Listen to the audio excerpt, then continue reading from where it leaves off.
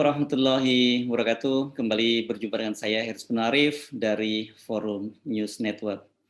Setelah beberapa saat mati suri di tengah pandemi, gerakan mahasiswa mulai menggeliat kembali. Mereka mulai turun ke jalan menuntut pengunduran diri Jokowi Ma'ruf karena dinilai gagal mengelola negara, gagal menangani pandemi, juga gagal mengelola ekonomi. Aksi tersebut dimulai di Makassar, Sulawesi Selatan. Diikuti oleh ribuan mahasiswa, mereka terdiri dari mahasiswa dari sejumlah perguruan tinggi Muhammadiyah sekota Makassar. Dalam peta pergerakan mahasiswa di Indonesia maupun gerakan sosial, Makassar dikenal sebagai salah satu hotspot, salah satu titik panas. Makassar adalah simpul dari gerakan mahasiswa untuk wilayah Indonesia Timur. Biasanya sebuah gerakan mahasiswa yang dimulai di kota Makassar, kota terbesar di kawasan timur ini, dengan cepat menjalar ke kota-kota lain di kawasan Indonesia bagian timur.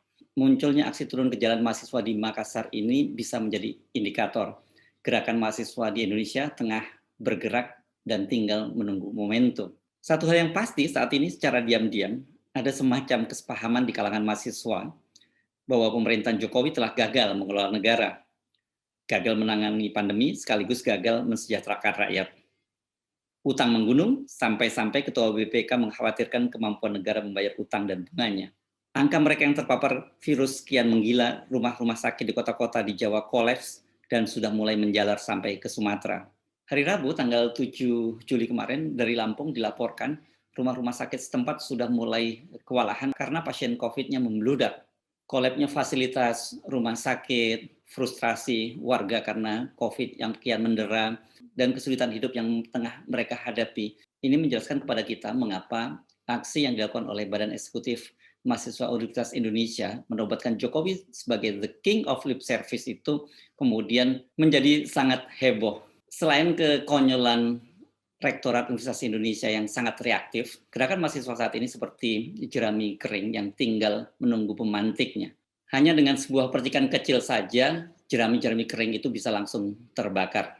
Aksi yang dilakukan oleh BEM Universitas Indonesia itu kemudian mendapat sambutan yang luar biasa. Ada gerakan solidaritas terhadap BEM UI, mulai dari ujung di Sumatera, seperti yang dinyatakan oleh BEM Universitas Sumatera Utara di Medan, kemudian di Padang, di Palembang, dan kota-kota besar di Jawa, termasuk seperti yang kita sebutkan tadi, di Makassar, bahkan juga di Kendari. Di Malang bahkan mahasiswa juga turun ke jalan menyatakan solidaritas terhadap BEM Universitas Indonesia.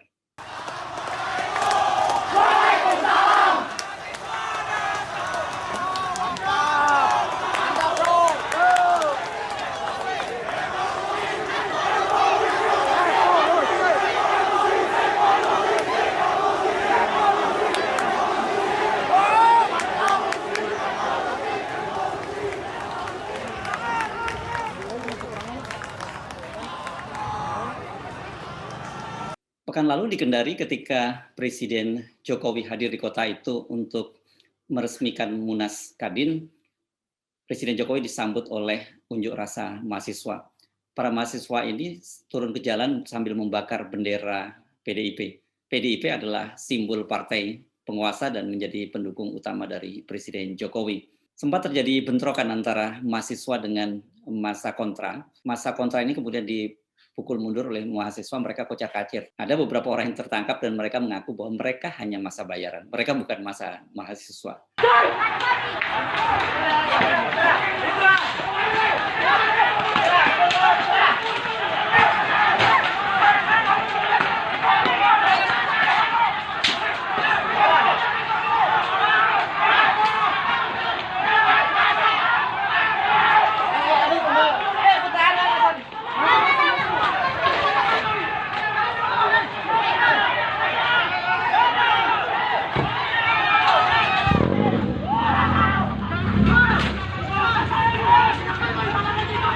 Seperti halnya di Kendari, di Jakarta juga muncul gerakan kontra terhadap aksi yang dilakukan oleh Badan Eksekutif Mahasiswa Universitas Indonesia. Beberapa orang yang mengaku sebagai pengurus BEM se-Jakarta menggelar sebuah konferensi pers. Mereka mengecam aksi yang dilakukan oleh BEM UI dan mereka menilai apa yang dilakukan oleh BEM UI tadi sangat politis dan tidak mencerminkan realitas yang tengah dihadapi oleh masyarakat.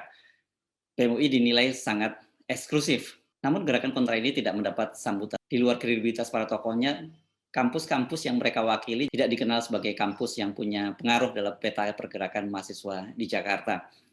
Bahkan ada dugaan seperti halnya juga aksi di Kendari, gerakan kontra BEM UI di Jakarta ini adalah masa bayaran yang dimobilisasi. Salah satu indikatornya sangat jelas, ada yang mengaku mewakili BEM dari Universitas Ibnu Khaldun Jakarta.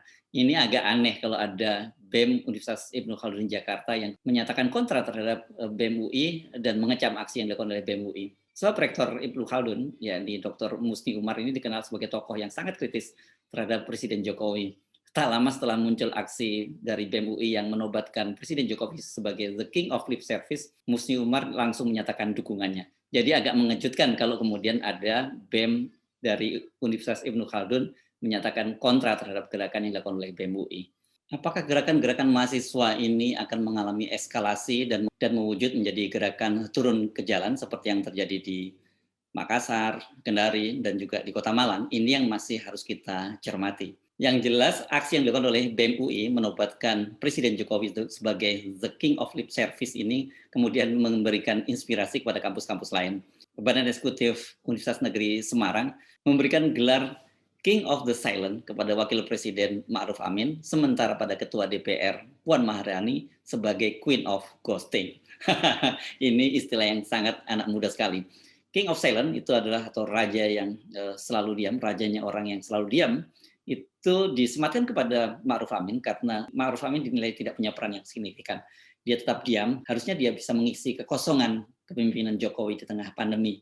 Sementara Puan Maharani dinilai sebagai ketua DPR, dia tidak mengawal proses legislasi dengan baik. Undang-undang yang dihasilkan oleh DPR alih-alih pro rakyat lebih pro kepada konglomerasi. Karena itulah Puan dinobatkan sebagai Queen of the Ghosting. Istilah ghosting ini kalau Anda ingat sangat populer ketika beberapa waktu yang lalu putra Presiden Jokowi, Kaisang Pangarep itu meninggalkan teman wanitanya. Kaisang pada waktu itu katanya sih sudah berjanji akan menikahi teman wanitanya, tapi tiba-tiba menghilang tanpa kabar dan sekarang diketahui sudah punya pasangan baru lagi. Inilah kemudian istilah ghosting itu menjadi populer dan orang seperti saya, generasi imigran digital, generasi kolonial juga jadi ngerti istilahnya apa itu ghosting. Mengapa kita penting memperhatikan gerakan-gerakan mahasiswa ini? Sejak zaman dulu, bahkan sejak sebelum kemerdekaan, para mahasiswa, para intelektual ini punya peran besar dalam berbagai gerakan di Indonesia. Kita bisa mencatat mulai dari gerakan Budi Utomo, Sumpah Pemuda, bahkan kemudian gerakan menumbangkan Orde Baru pada tahun 1998 yang kemudian melahirkan Orde Reformasi juga dimulai oleh gerakan mahasiswa. Apakah gerakan mahasiswa tahun 2021, gerakan mahasiswa di tengah pandemi ini akan mencatatkan sejarahnya tersendiri? Perjalanan sejarah memang sering tidak terduga. Yang pasti bahwa sejarah itu selalu berulang. Anda boleh suka atau tidak suka. Saya Arsman Arif, sampai jumpa. Assalamualaikum warahmatullahi wabarakatuh.